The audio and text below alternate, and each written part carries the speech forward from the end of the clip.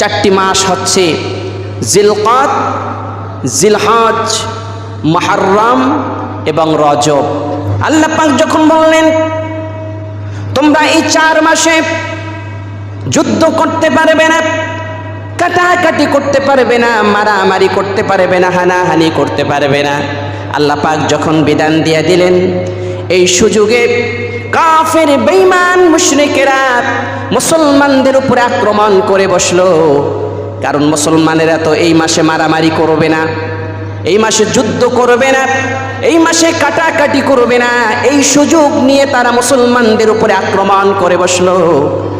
মুসলমানদেরকে নিঃশেষ করার জন্য, ইসলামের আলোকে নিভিয়ে ফেলার জন্য মুসলমানদের উপরে তারা যখন আক্রমণ করে বসলো, এরপরে আল্লাহ পাক বললেন অকাতিলুল মুশরিকিনা কাফা কামা ইউকাতিলুনাকুম কাফা। এরপর আল্লাহ পাক বললেন হে মুহাম্মদ সাল্লাল্লাহু আলাইহি ওয়াসাল্লাম, আমি এ পর্যন্ত এই 4 মাসে যুদ্ধ, মারামারি, কাটাকাটি, হানাহানি স্থগিত করে দিয়েছিলাম 4 মাসের সম্মান রক্ষার্থে। কিন্তু কাফের মুশরিক বেঈমানেরা সীমা লঙ্ঘন করে এই মুসলমানদের দুর্বলতার সুযোগ নিয়ে মুসলমানদের উপরে যেমনই ভাবে তারা আক্রমণ চালাচ্ছে, আর আপনারাও বসে থাকবেন না। সমস্ত আমার বান্দা, আপনার উম্মত সবাই ঐক্যবদ্ধ হয়ে তারা যেভাবে আক্রমণ করতেছে আপনারাও সেভাবেই তাদের উপরে আক্রমণ চালান। সুবহানাল্লাহ। কাফের মুশরিক বেঈমানেরা মুসলমানদের উপরে যেভাবে আক্রমণ করছে, আপনারা আর বসে থাকবেন না, আপনারাও তাদের উপরে এখন ঝাঁপিয়ে পড়ুন। সুবহানাল্লাহ।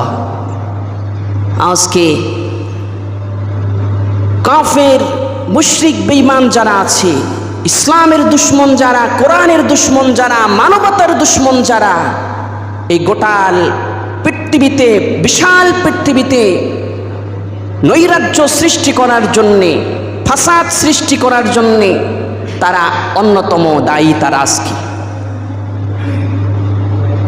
আমেরিকা এবং তার দোসর হচ্ছে ইসরায়েল, তারা সম্মিলিতভাবে ঐক্যবদ্ধ হয়ে সারা পৃথিবীতে আজকে নৈরাজ্য সৃষ্টি করে রেখেছে। আর তাদের স্লোগান হচ্ছে আমরা তো আসলে কাটাকাটি করি না, মারামারি করি না, আমরা তো শান্তি প্রতিষ্ঠা করার জন্য লড়াই করতেছি। কি করার জন্য? শান্তি। তাদেরকে যদি আপনি প্রশ্ন করেন ফিলিস্তিনে কেন মারছেন, আপনি যদি ইন্ডিয়া, মোদি, তাদের প্রশাসনকে প্রশ্ন করেন কেন কাশ্মীরে আপনারা আক্রমণ করছেন, তারা বলবে আমরা তো শান্তি প্রতিষ্ঠার জন্য কাজ করতেছি। এই কথা আল্লাহ ১৫০০ বছর আগেই কোরআনে সেট করে দিয়েছেন। আল্লাহ পাক বলছেন ওয়াইযা ক্বিলা লাহুম লা তুফসিদু ফিল আরদ ক্বালু ইন্নামা নাহনু মুসলিহুন।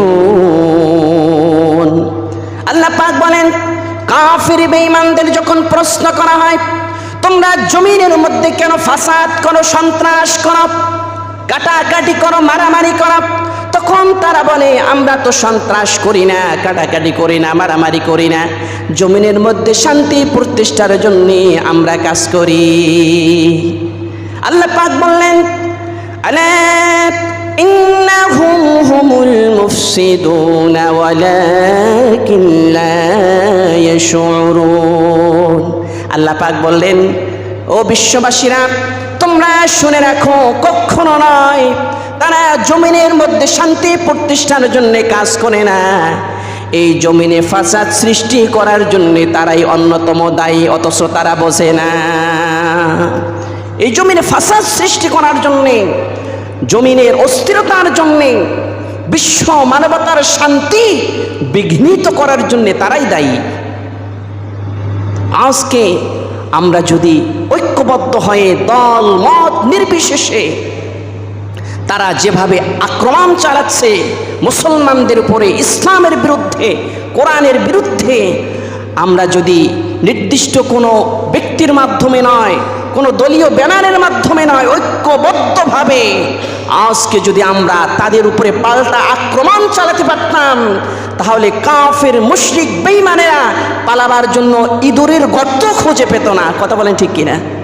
আজকে আমরা সাহাবাদের নমুনা খুঁজি দাড়িতে, সাহাবাদের নমুনা খুঁজি মেসওয়াকে, সাহাবাদের নমুনা খুঁজি মাথার চুলে, মাথার টুপিতে, খাওয়ার আগে পরে কিছু মিষ্টান্নের মাধ্যমে। কিন্তু সাহাবারা তারা আল্লাহর দ্বীন আল্লাহর জমিনে বাস্তবায়ন করার জন্যে মুহররম মাসে বিশ্বনবী মুহাম্মদ রাসূলুল্লাহ সাল্লাল্লাহু আলাইহি ওয়াসাল্লামের কলিজার টুকরা নাতি ইমাম হুসাইন আল্লাহর দ্বীন আল্লাহর জমিনে বাস্তবায়নের জন্যে নিজের জীবন এবং সপরিবারে শহীদ হয়ে গেলেন। কি জন্য শহীদ হয়ে গেলেন? কি তামান্না নিয়ে শহীদ হয়ে গেলেন? কি মাকসাদ সামনে রেখে শহীদ হয়ে গেলেন? ওই নমুনা আমরা একবারও খুঁজি না। যেখানে সুবিধাবাদ ওখানেই জিন্দাবাদ, আসল মাকসাদ আমরা খুঁজি না। আজকে দল মত নির্বিশেষে যদি আমরা কাজ করতে পারতাম, কাফের বেঈমানেরা ইসলামের বিরুদ্ধে যেদিক থেকে ইটকল ছুটছে ওদিক থেকে যদি সম্মিলিতভাবে আমরা পাটকেল ছুড়তাম, তাহলে আজকে মুসলমানদেরকে মজলুম হয়ে এই জমিনে বসবাস করতে হতো না। কথা বলে ঠিক কিনা? আল্লাহ পাক কোরআনুল কারিমে কি বলছেন শুনুন। আল্লাহ পাক বলেন, ইন্নাল্লাহা ইউহিব্বুল্লাযীনা ইউকাতিলুনা ফী সাবিলিহি সাফফান কাআন্নাহুম বুনিয়ানুম মারসুস।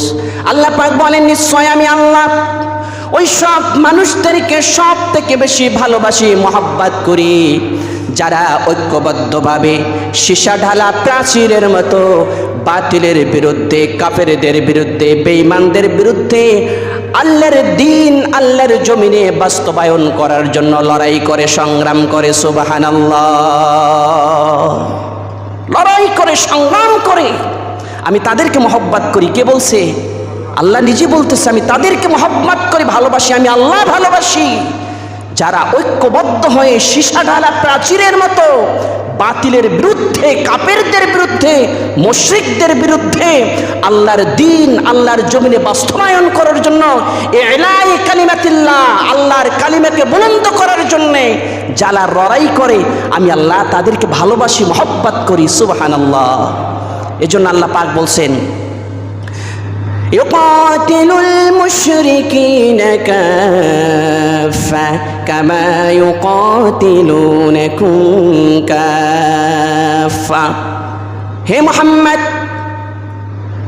আমি 4 মাস যুদ্ধ বিগ্রহ কাটাকাটি মারামারি নিষিদ্ধ করেছিলাম, কিন্তু এই দুর্বলতার সুযোগ নিয়ে কাফেররা যেভাবে মুসলমানদের উপরে আঘাত করছে, মুসলমানদের উপরে ঝাঁপিয়ে পড়তেছে, মুহাম্মদ সাল্লাল্লাহু আলাইহি ওয়াসাল্লাম আমি আল্লাহ পাক পারমিশন দিলাম, অনুমতি দিলাম, আর বসে থাকবেন না।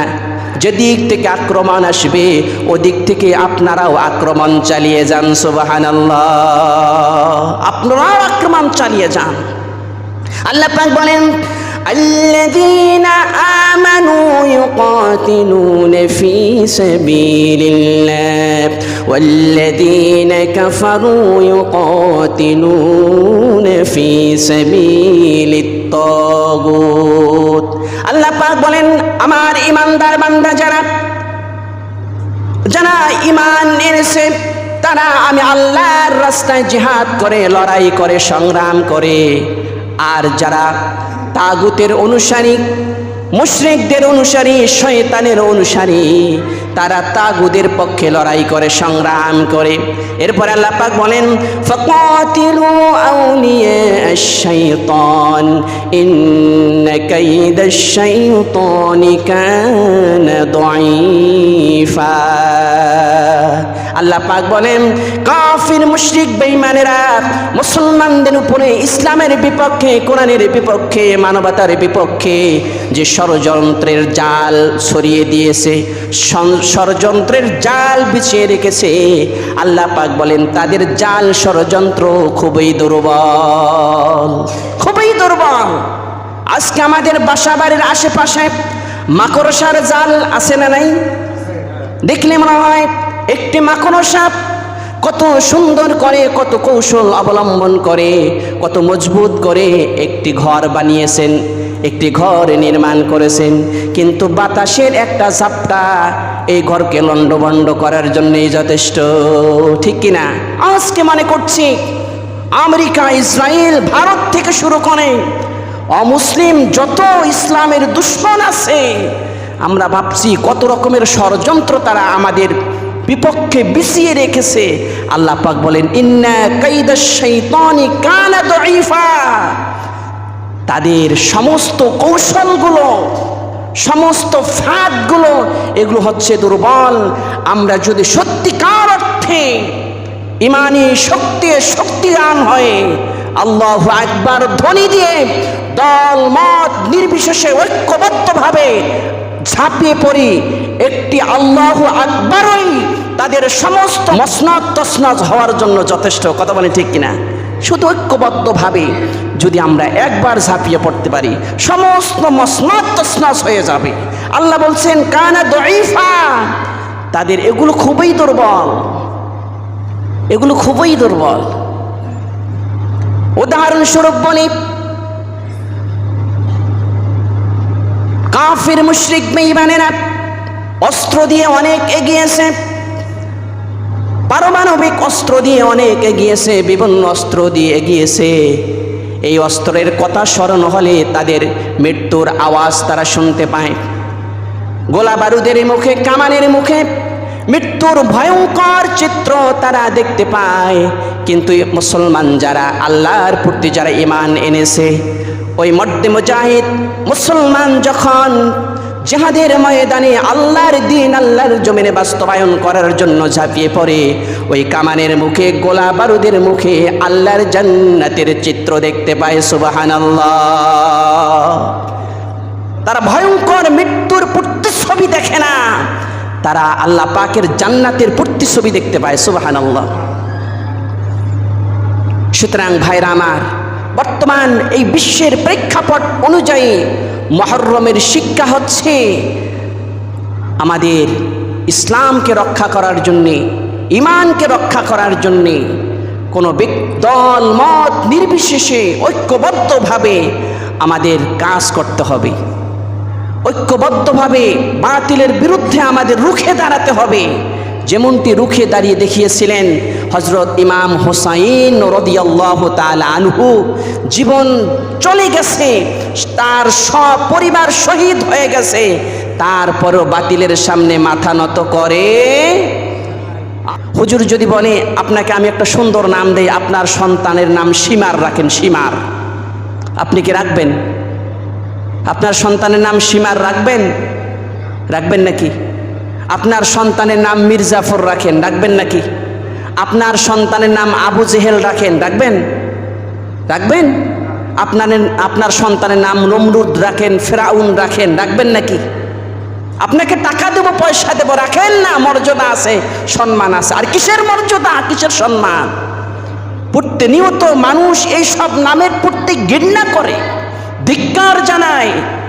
মানবতার অঙ্গনে তাদের কোনো স্থান নাই। আর এই সব নাম আমার কলিজার টুকরা সন্তানের রাখবো, এটা আপনি ভাবলেন কি করে? ঠিক কিনা? সুতরাং যারাই মানবতার দুশ্মনী করেছে, ইসলামের দুশ্মনী করেছে, মানবতার সফট কর্নার থেকে, মানুষের ভালোবাসার বন্ধন থেকে, ভালোবাসার স্পন্দন থেকে তারা চিরজীবনের জন্য হারিয়ে গেছে। সন্তানের নাম রাখবে তো দূরের কথা, তাদের নাম শুনলে 10 বার আস্তাগফিরুল্লাহ নাউজুবিল্লাহ পড়ে। কথা বলে ঠিক কিনা? সুতরাং আর যারা ইসলামের পক্ষে যারা কাজ করেছে, কোরআনের পক্ষে যারা কাজ করেছে, মুহাম্মদ রাসূলুল্লাহ সাল্লাল্লাহু আলাইহি ওয়াসাল্লামের আদর্শের পক্ষে যারা কাজ করেছে, তাদের নাম শুনলে আমাদের কলিজার মধ্যে একটা প্রশান্তি চলে আসে। আমরা আমাদের সন্তানের নাম রাখি ইমাম হাসান, আমাদের সন্তানের নাম রাখি হুসাইন, আমার সন্তানের নাম রাখি আলী আসগর, আমার সন্তানের নাম রাখি খালিদ বিন ওয়ালিদ, আমার সন্তানের নাম রাখি আবু বকর, ওমর, ওসমান, মর্দে মুজাহিদ আলীর নামে। কথা বলে ঠিক কিনা? সুতরাং যারাই কোরআনের পক্ষে কাজ করেছে, ইসলামের পক্ষে কাজ করেছে, তাদের মহব্বত আমাদের অন্তরে ভরা, কথা বলে ঠিক কিনা? সুতরাং আমাদের এই কোরআনের পক্ষেই কাজ করতে হবে, ইসলামের পক্ষেই কাজ করতে হবে। মুহররম আসতেছে, নতুন করে আমাদের ঐক্যবদ্ধভাবে এই বিশ্বকে নতুন একটা নেতৃত্ব দেওয়ার জন্যে কোরআনের পিছনে আমাদের মেহনত করা লাগবে। আল্লাহ পাক যেন তৌফিক দান করেন বলে আমিন।